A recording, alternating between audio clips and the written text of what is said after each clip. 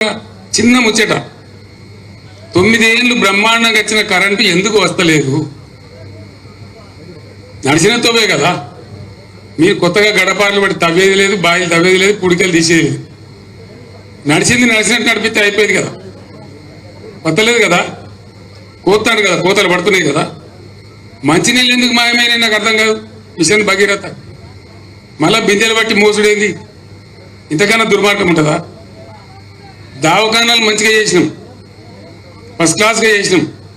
KCR kit అని వ్యాన్లు పెట్టి బండ్లు పెట్టి అమ్మాయిలను తీసుకెళ్లి ప్రసవం చేయించి మళ్ళీ పైసా ఖర్చు లేకుండా ఇంటికాడ దించినాం.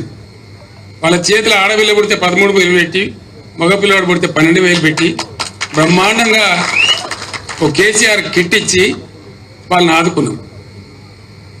ప్రైవేట్ దోపిడీ బంద్ అయిపోయి గవర్నమెంట్ దవాఖానాల ప్రసవాలు బాగా అయింది. మళ్ళీ ఇప్పుడు తారుమారు అయిపోయింది, కింది మీద అయిపోతా ఉంది. కేసీఆర్ కిట్టు లేదు, న్యూట్రిషన్ కిట్టు లేదు, ఆ కథ లేదు. 2 వార్తలు వచ్చినాయి ఇవాళ. వరంగల్ ఎంజీఎంలో దుర్భరమైన పరిస్థితుల్లో ఎయిర్ కండిషన్లు పనిచేస్తలేవు, కొత్తగా పుట్టిన చిన్నపిల్లలు ఎండకు అల్లాడుతున్నారని ఆ తల్లులు గోసపడుతున్నారని చెప్పి పేపర్లో వార్త వచ్చింది. అట్లనే ఆదిలాబాద్ జిల్లా రిమ్స్లో కూడా చాలా దారుణంగా ఉన్నది, చచ్చిపోయిన పీనుగులు దుర్వాసన పడుతున్నాయని చెప్పి మార్చిడి చేయాలంటే డాక్టర్లు భయపడుతున్నారని వార్తలు వచ్చింది. ఇంత మాయలేమే, గింత తొందరలనే, గింత ట్రాక్ ఎట్లా తప్పుతుంది? ఏం కారణం అంటే ఇప్పుడు ఉన్న పరిపాలకులకు ఒక పద్ధతి, పాడు, ఒక వ్యవహారం చేసేటువంటి దక్షత, ప్రజల మీద ప్రేమ, ఎట్లన్నా చేసి రాష్ట్రాన్ని కాపాడాలనేటువంటి వ్యవహారం లేదు కాబట్టి ఈ దుర్మార్గాలను వస్తూ ఉన్నాయి. అంటే దాని అర్థమైంది, వీళ్ళ వల్ల కాదు, వాళ్ళు చెయ్యరు, చెడగొడతారు. మళ్ళీ బాగు చేయాల్సింది కూడా మన బాధ్యతనే ఉంటుంది. మళ్ళా మనం వచ్చేదాకా ధీటుగా పనిచేసి తెలంగాణ రాష్ట్రం కోసం, ప్రజల కోసం ఈ పార్టీని ముందర తీసుకొని పోవాలి. మధ్యలో ఇప్పుడు వచ్చినాయి పార్లమెంట్ ఎలక్షన్. మీరందరు పేపర్లలో చూస్తున్నారు. నరేంద్ర మోడీ నేను మీ గోదావరి తీసుకుపోయి తమిళనాడుకు, కర్ణాటక ఇస్తా బాజాబ్తో చెప్తున్నాడు ఆయన. రాష్ట్ర ప్రభుత్వానికి పంపించాడు ప్రపోజల్. కుయ్యమంటలేడు, కుట్టుమంటలేడు ముఖ్యమంత్రి. ఏం మతలవు, ఏం కారణం? ఉన్న గోదావరి పరాయి పాలైతే మన బతికేం కావాలా? ఈత గోదావరి పోతే గోదావరి కదా మన నీళ్ళు వచ్చేది. అది పోయిన తర్వాత మంచినీళ్ళు ఇవి, తాగునీళ్ళు ఇవి, తెలంగాణ బతికేది. ఇంత ప్రధానమైన విషయం మీద కూడా ఆయన మాట్లాడతలేడు. అదే నేను ఉన్నప్పుడు మోడీ ప్రపోజల్ పెడితే ముందు నా లెక్క తేల్చు, నా తెలంగాణ వాటా తేల్చు, ఆ నీళ్ళడ పెట్టు, అప్పుడు మాత్రమే నేను దీని కింద మాట్లాడతా. కానీ అప్పటిదాకా నువ్వు మాట్లాడితే నువ్వు 1,00,000 మీటింగ్లు పిలిచినా నేను రాను, నువ్వేం పిక్కుంటావు పిక్కు అని చెప్పింది. అప్పుడేం కదలలే, ఆ ఫైలు ఆగిపోయింది. కానీ ఇప్పుడు ఇది ఒక నిరర్ధక ప్రభుత్వం ఉందనే ఉద్దేశంతో వాళ్ళు ఇష్టం వచ్చినట్టు ఆడుతున్నారు. పార్లమెంట్ ఎన్నికలలో మనోళ్ళే 14 మందో 12 మందో ఎంపీలు పార్లమెంట్లో ఉంటే ఇటువంటి ప్రతిపాదన వస్తే లేచి ఎగిరి దుంకి అందుకుంటారు గొంతు. నువ్వు ఎట్లా తీసుకుపోతావు బిడ్డ అంటారు. ప్రశ్నించేవాడు ఉంటాడు, తెలంగాణ వాయిస్ ఉంటుంది. ఇక్కడ లేదు, అక్కడనే ఉండాలి కదా మనం. అక్కడ లేక ఇక్కడ లేక ఆగమైపోతే ఎవరు కాపాడాలి మనం? అందుకోసం ఎట్టి పరిస్థితులలో బ్రహ్మాండంగా బీఆర్ఎస్ గెలవాలి పార్లమెంట్ ఎలక్షన్లలో. వినోద్ కుమార్ గురించి నేను చెప్పాల్సిన అవసరం లేదు. ఆయన గతంలో కూడా ఎంపీగా పనిచేసాడు. నడవలసిన సంజయ్ అనే సన్నాసి ఏం చేసాడో మీకు తెలుసు. అలా తంబాకు నవ్వుడు అన్నప్పుడు మాట్లాడు తప్ప, దీని మీద వాడు అని తిట్టుడు తప్ప తిట్ల పురాణం తప్ప ఇంకోటి లేదు.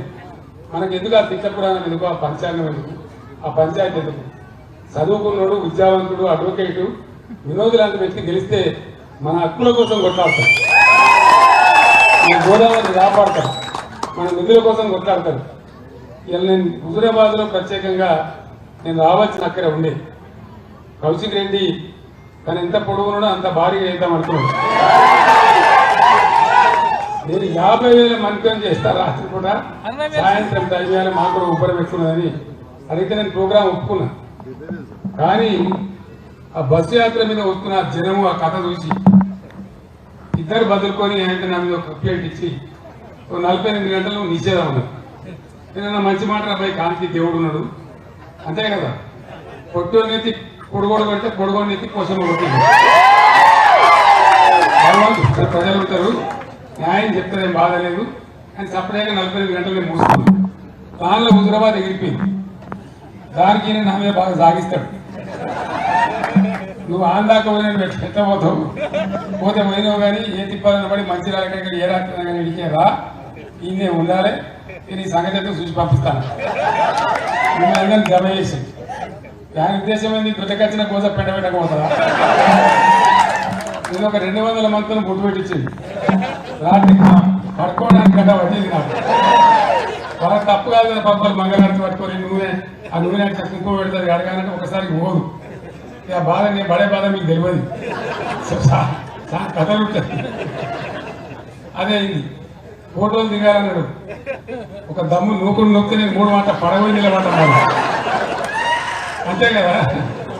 అయితే నేను ఒక మాట చెప్తున్నా, ఆయన తప్పు లేదు.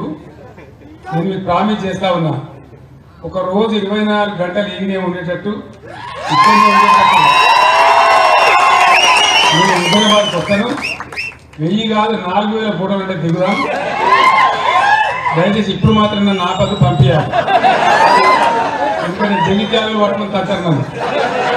నువ్వు ఆడాడ సాడు దింట్లాడుతున్నావు కానీ మరి జగిత్యాల టైం రాకపోతే ఎట్లా అని వాళ్ళు పెద్ద మీటింగ్ సమయం ఉన్నారు. కాబట్టి అది పోవాలి, నేను చేరాలి. అందుకోసం హుజూరాబాద్లో మీ అందరితో నేను ప్రార్థించేది ఒకటే. ఇలా హుజూరాబాద్ నియోజకవర్గం మొత్తం కరీంనగర్ పార్లమెంటులో 10.5% మెజార్టీ, అంటే ఎక్కువ మెజార్టీతో అందరికన్నా ముందున్నది. మీరు పట్టుబడితే ఇంకొక 5-6% ఓట్లు ఈజీగా పెంచగలుగుతారు. మీరు ముఖ్య నాయకులే ఉన్నారు ఇక్కడ. నేను చెప్పిన మాటలు ప్రజల్లో చర్చ పెట్టి ఇంకొక 5-6% ఓట్లు పెంచండి. 100% గెలిచినాక మీ ఎంపీని తీసుకొని నేను వచ్చి ఒక రోజంతా ఈయనే ఉంటాను.